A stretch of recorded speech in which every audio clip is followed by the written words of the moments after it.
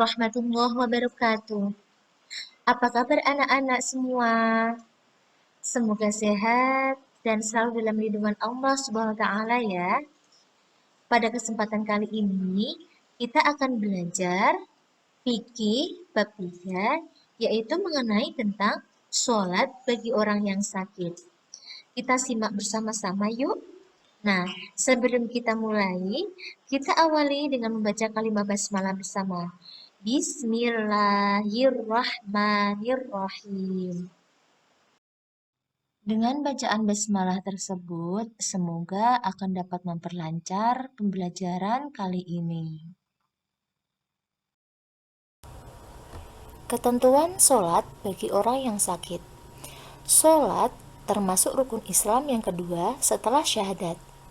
Sholat itu merupakan perintah dari Allah Subhanahu wa Ta'ala untuk hambanya. Sehingga sholat wajib kita laksanakan. Orang yang beriman kepada Allah Subhanahu wa Ta'ala akan mengerjakan sholat 5 waktu. Karena sholat itu wajib dilakukan dalam keadaan apapun. Allah Subhanahu wa Ta'ala memerintahkan kepada hambanya sesuai dengan tingkat kemampuannya. Orang yang sakit tetap diwajibkan untuk melaksanakan sholat fardu 5 waktu. Akan tetapi Allah Subhanahu wa Ta'ala memberikan rukhsah. Apa sih rukhsah itu anak-anak? Rukhsah merupakan keringanan yang diberikan Allah kepada hambanya. Nah, keringanan di sini itu diberikan kepada orang yang sakit dalam mengerjakan sholat. Allah Subhanahu wa Ta'ala memberi kemudahan kepada kita yang sedang sakit. Jika kita tidak mampu sholat sambil berdiri, maka diperbolehkan sambil duduk. Jika itu pun tidak mampu, maka boleh sambil berbaring. Jika itu tidak mampu, maka boleh dengan terlentang. Dan jika itu pun tidak mampu, maka diperbolehkan dengan isyarah. Isyarah itu baik dengan kedipan mata ataupun dengan hati.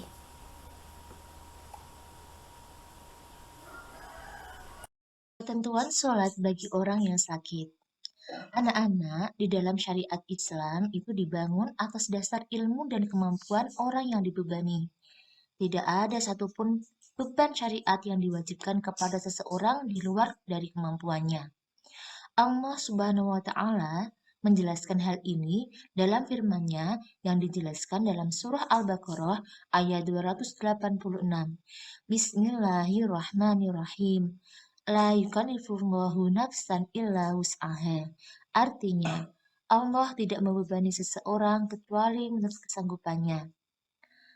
Allah Azza wa Jalla juga memerintahkan kaum muslimin agar bertakwa sesuai dengan kemampuan mereka. Dan dijelaskan dalam surah At-Tagabun ayat 16.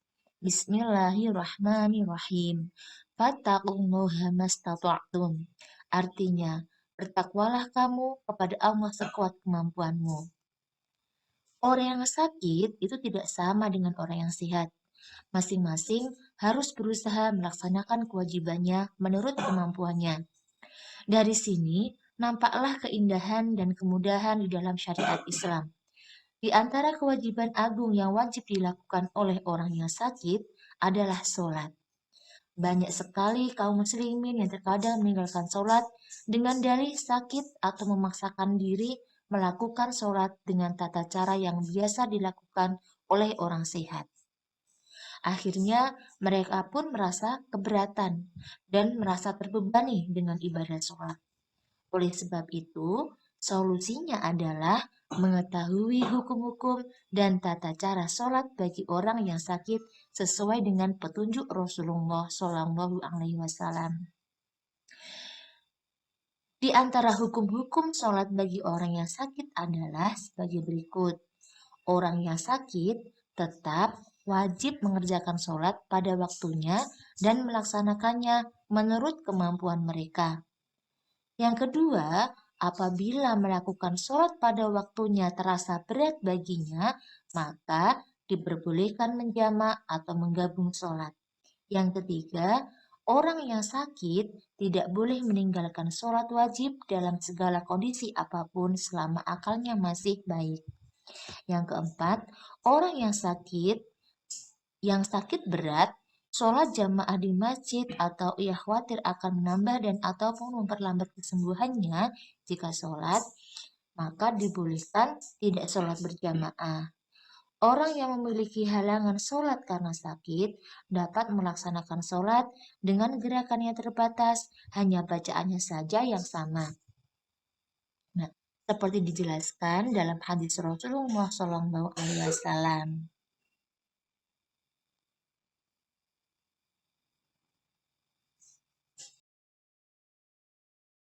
Kemudahan yang diberikan Allah Subhanahu wa Ta'ala kepada orang yang sakit itu berdasarkan sabda Nabi Muhammad SAW. Bismillahirrahmanirrahim. Shallu qa'iman fa illam tastati' fa qa'idan fa illam tastati' fa ala jambin. Artinya, sholatlah sambil berdiri. Jika kamu tidak mampu, sambil duduk. Dan jika kamu tidak mampu, sambil berbaring miring. Hadis riwayat Bukhari. Nah, di sini jelas ya bahwa kalau kita sedang sakit, kita diberikan kemudahan, yaitu kemudahannya dalam mengerjakan sholat sesuai dengan kemampuannya. Apabila orang yang sedang sakit tidak mampu dengan berdiri, maka boleh mengerjakan sholat sambil duduk. Dan apabila orang yang sakit tidak bisa mengerjakan sholat sambil berdiri maupun dengan duduk, maka bisa sambil berbaring miring. Dan apabila orang tersebut tidak bisa sambil berdiri, tidak bisa sambil duduk, tidak bisa sambil berbaring, boleh dengan telentang. Cara sholat bagi orang yang sakit. Nah, anak-anak, dalam mengerjakan sholat ketika sakit, apabila tidak mampu dengan berdiri, maka boleh melakukan dengan cara yang lain seperti yang dijelaskan dalam hadis Nabi Muhammad Rasulullah SAW. Nah, yang pertama, sholat dengan cara duduk. Sholat dengan cara duduk dapat dilakukan dengan duduk iftirosh maupun duduk biasa sesuai dengan kemampuannya. Nah, apa sih anak-anak duduk iftirosh itu? Iya, duduk iftirosh itu adalah duduk di antara dua sujud.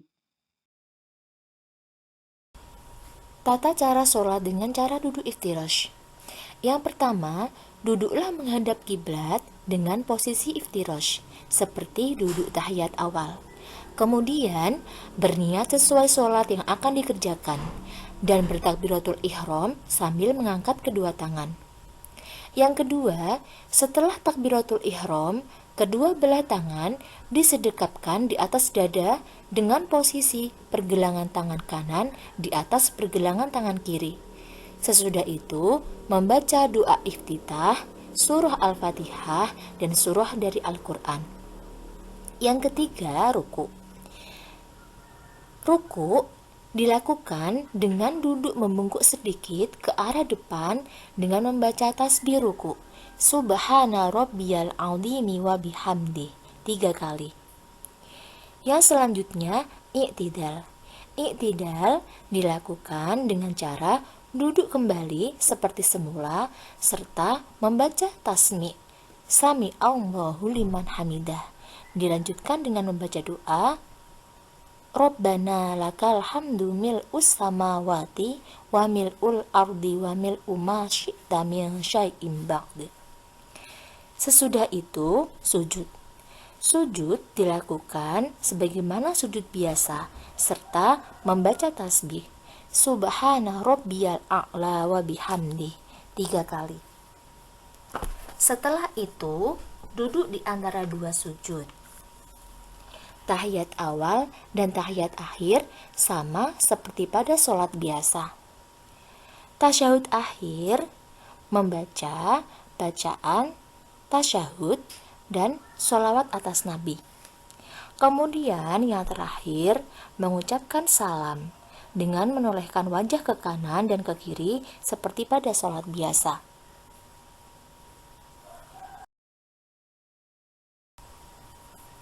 Cara duduk yang kedua, yakni duduk dengan biasa. Jika tidak mampu sholat dengan cara duduk iftirosh, bisa dengan duduk biasa maupun dengan duduk dengan kursi. Yang pertama, menghadap kiblat dan berniat sholat fardu sambil duduk. Yang kedua, ruku dengan meletakkan tangan di lutut sambil menundukkan kepala semampunya. Yang ketiga, i'tidal dengan mengangkat kedua tangan sejajar dengan telinga, seraya membaca takbir dan doanya. Yang keempat, sujud dengan menundukkan kepala dan badan lebih rendah dari ruku. Yang kelima, duduk di antara dua sujud, posisi badan dan kepala tegak menghadap kiblat dengan posisi tangan di atas paha. Yang selanjutnya, duduk di antara dua sujud. Posisi badan dan kepala tegak menghadap kiblat dengan posisi tangan di atas paha. Yang selanjutnya, duduk tasyahud akhir. Membaca doa tasyahud dan sholawat atas Nabi. Posisi badan dan kepala tegak menghadap kiblat dengan posisi tangan di atas paha. Lalu ucapkan salam.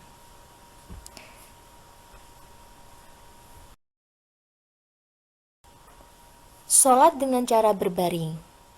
Sholat dengan cara berbaring dilakukan bagi orang yang sedang sakit, tidak mampu melaksanakan sholat dengan cara berdiri maupun dengan cara duduk.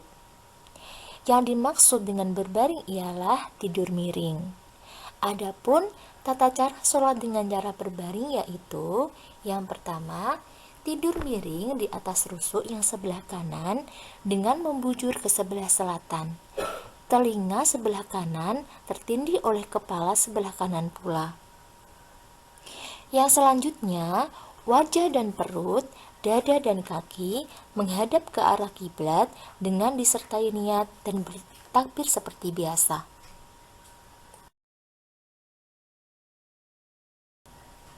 Yang selanjutnya, untuk melakukan ruku dan sujud, cukup dengan anggukan kepala atau dengan menggunakan kedipan pelupuk mata.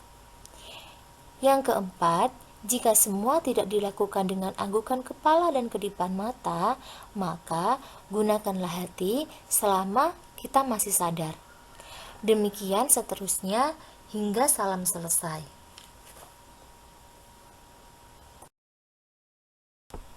Sholat dengan cara telentang. Sholat dengan cara telentang dikerjakan oleh orang yang sakit, tidak mampu melaksanakan dengan cara sholat berbaring. Tata cara sholat telentang adalah sebagai berikut. Yang pertama, posisi badan telentang dengan posisi kedua kaki diluruskan ke kiblat. Yang kedua, kepala diganjal bantal berada di sebelah timur. Agar muka menghadap ke kiblat, usahakan kepala diganjal agak tinggi. Kemudian, berniat sholat sesuai dengan niat sholat yang akan dikerjakan.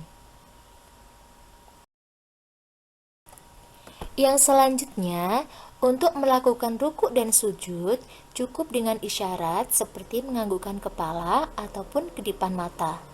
Jika tidak mampu, maka cukup dengan isyarat hati saja selama masih sadar. Yang terakhir yakni bacaan sholat dilafalkan seperti biasa. Jika tidak mampu untuk melafalkannya, maka cukup dilafalkan di dalam hati. Demikianlah tata cara sholat bagi orang yang sakit.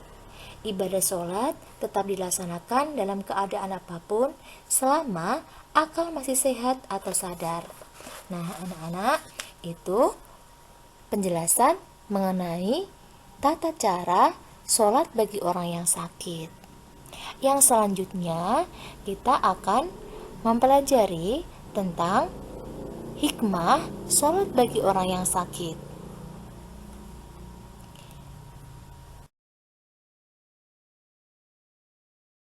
Anak-anak, Setelah kita mempelajari tentang tata cara sholat bagi orang yang sakit, selanjutnya kita akan mempelajari tentang hikmah sholat bagi orang yang sakit. Sholat bagi orang yang sakit hukumnya tetap wajib dikerjakan. Namun, dalam pelaksanaannya Allah memberikan keringanan. Ada beberapa hikmah yang didapatkan bagi orang yang sedang sakit dalam mengerjakan sholat. Di antara hikmah tersebut adalah sebagai berikut.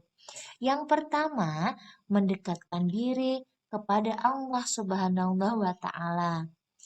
Cara mendekatkan diri kepada Allah Subhanahu wa Ta'ala yaitu dengan senantiasa beribadah kepadanya serta menjauhi semua yang dilarang.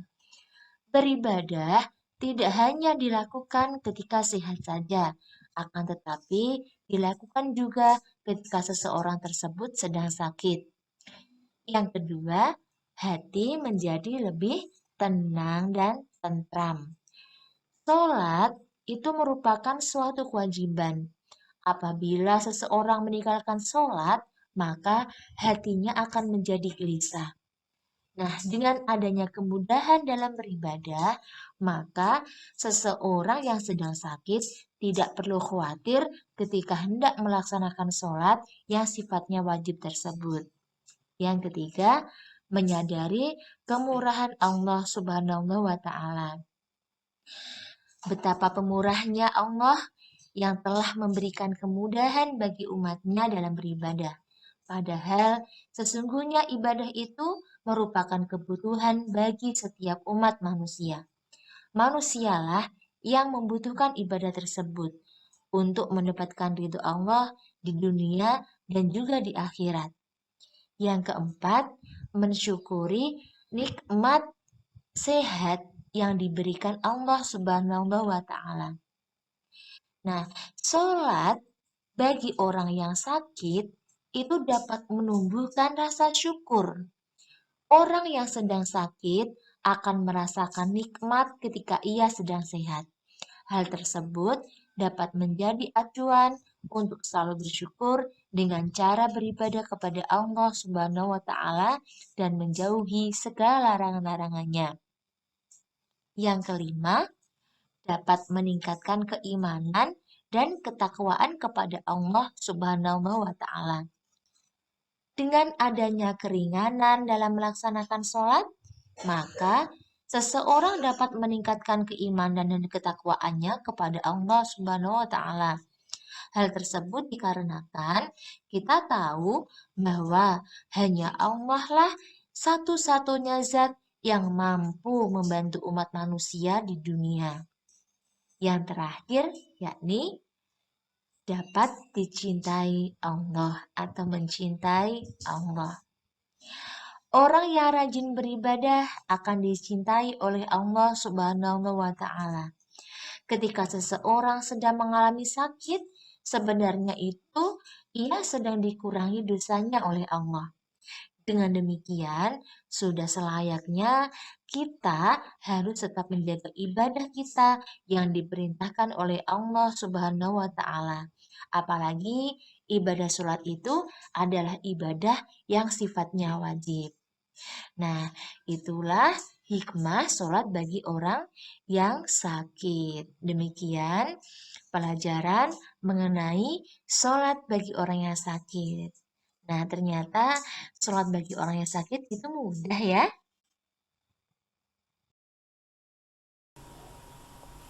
Cukup sekian materi kali ini. Semoga bermanfaat untuk kita semua ya. Semoga kita selalu diberikan kesehatan oleh Allah Subhanahu wa Ta'ala. Amin, amin, ya Robbal 'Alamin. Marilah kita tutup materi kali ini dengan bacaan kalimat hamdalah. Alhamdulillahirabbil 'alamin. Assalamualaikum warahmatullahi wabarakatuh.